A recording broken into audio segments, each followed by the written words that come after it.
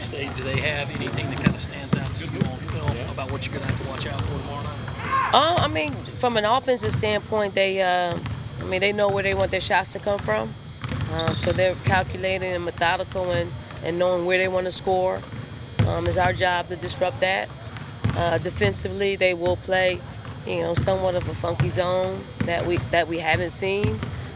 So we got to be conscious of where we need to be to be effective on the offensive side of the ball. But we want to get up and down the floor so we can get some looks before they set that zone up. What do you mean funky? Like, do they go in and out, kind of switch in?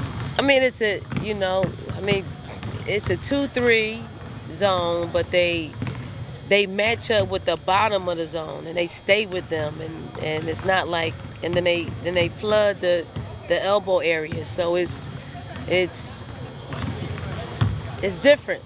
It's different than I've seen. So hopefully we can execute some of the things that we put in order for us to get some good looks. Dawn, you seemed after the game the other day, that second half, those final 2 quarters, you were a little miffed about what went on. These couple of days, have you kind of straightened that out a little bit, you think, heading into the next one? I thought we had 2 intense days of practice. We played a lot more. We scrimmaged a lot more just so we could simulate quarters in a game. And then yesterday we scrimmaged a lot, but then when we were done, Ty's team didn't win, so she wanted to play another scrimmage. So we ended up playing another scrimmage. So this is good stuff for us. Yeah. Going off of that, after Dayton and App State, how important is just putting together a full quarterback? I mean, it's incredibly important.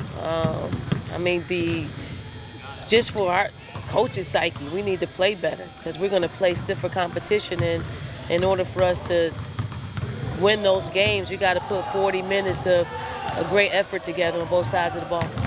Do you think some of that is just a function of being young? You do have a lot of young players, or is it not something you saw earlier with these guys? It's not something we saw earlier. I think it's something in which when we get the game under control, I think people are looking to fill the stat sheet up. Yeah. And sometimes that throws off your offensive flow.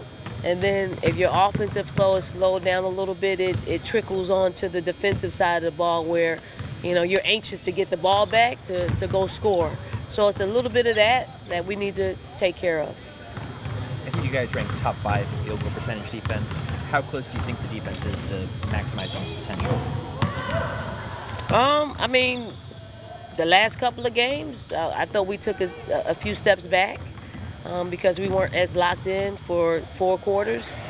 I think what we've done is we've concentrated on playing man-to-man defense. We don't junk it up. We don't, we talk about playing zone or some of our other defenses, and then, we get back to, no, let's get really good at this. And then maybe when we get really good at it, we'll be able to, get good at another, counter defense. So keeping it simple. Keeping it simple. Yep. Dawn, are you concerned at all about maybe players looking ahead because next week is the beach, is the tropics, and you're going to be playing some pretty stiff competition down there? No, they haven't let on that they're thinking about that. We got Upstate and we got Clemson, and we're locked into that. And then Monday, I hope they can think about the islands and practice it. But it's a business trip, but I want them to enjoy it. Obviously, we're going down to see Aaliyah's people, so we want her to enjoy the experience. But I know, first and foremost, she wants to win the tournament.